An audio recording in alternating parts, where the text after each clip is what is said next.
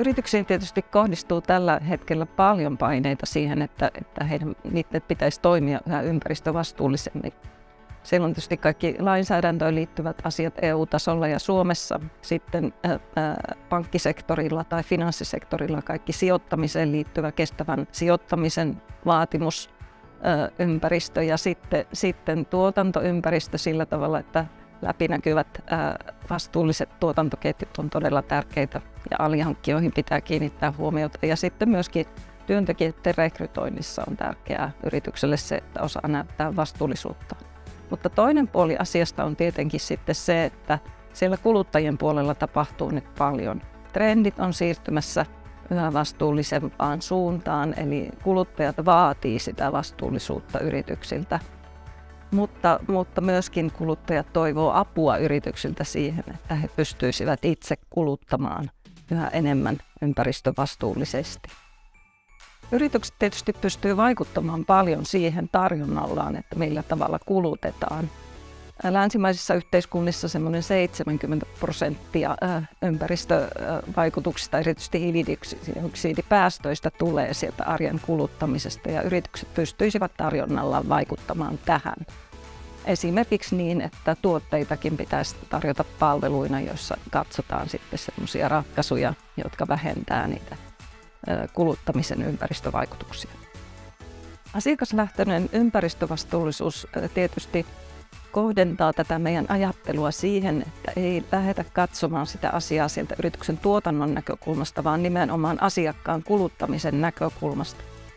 Eli mietitään ensin, miten voidaan vähentää niitä kuluttamisen vaikutuksia ja sitten vasta lähdetään pohtimaan, että mitä se pienikulutuksinen ratkaisu tarkoittaa siellä yrityksen tuotannossa.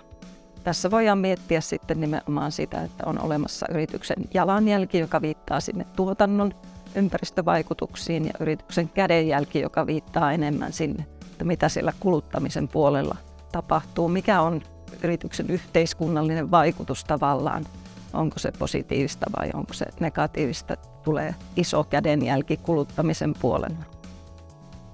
Yritykset, kun he lähtee kehittämään tämmöisiä asiakaslähtöisiä tuotteita ja palveluja, niin heidän pitäisi tietysti miettiä kovasti sitä, että mitä ne kuluttajat oikeasti on, minkälaisia motivaatiotekijöitä erilaisilla kuluttajilla on, minkälaisia esteitä niillä kuluttajilla on siellä arjessa tähän ympäristövastuulliseen kuluttamiseen. Tutkimus on pitkään kertonut, että on olemassa semmoinen asenteiden ja käyttäytymisen välinen kuilu, jonka ylittämiseen sitten voidaan rakentaa sellaisia palveluja, jotka sitten helposti ja sujuvasti auttaa sitä kuluttajaa siellä arkisessa toiminnassa.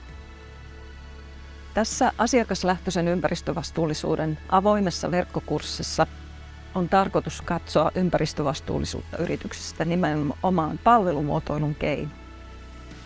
Kurssi on toteutettu ammattikorkeakoulussa Muotoiluinstituutissa ja siinä sisältönä on 4 erilaista osiota. Yksi tarkastelee sitä, että miksi yritysten pitäisi tehdä tämmöistä asiakaslähtöistä ympäristövastuullista kehittämistä. Toinen katsoo asiakaslähtöisyyttä ja erilaisia asiakasryhmiä ympäristövastuullisen kuluttamisen näkökulmasta. Kolmas tarkastelee sitten sitä palveluprosessin kehittämistä, joka liittyy siihen, että myöskin tuotteet pitäisi tarjota asiakkaille palveluina. Ja sitten 4. tarkastelee sitä, että miten kaiken tämän pohjalta voi kehittää myöskin viesti. Koko kurssia on kehitetty nimenomaan yhdessä yritysten kanssa niin, että se olisi mahdollisimman ymmärrettävä ja helppo ja hyödyllinen siellä yritysten arjessa. Ja vaikka kysymyksessä on aika monimutkainen asia, niin kurssi etenee sillä tavalla, että pienin askelin lähdetään kehittämään näitä ratkaisuja ja nimenomaan sitä palveluprosessia, jossa kuluttamisen jalanjälkeä saataisiin sitten pienemmäksi.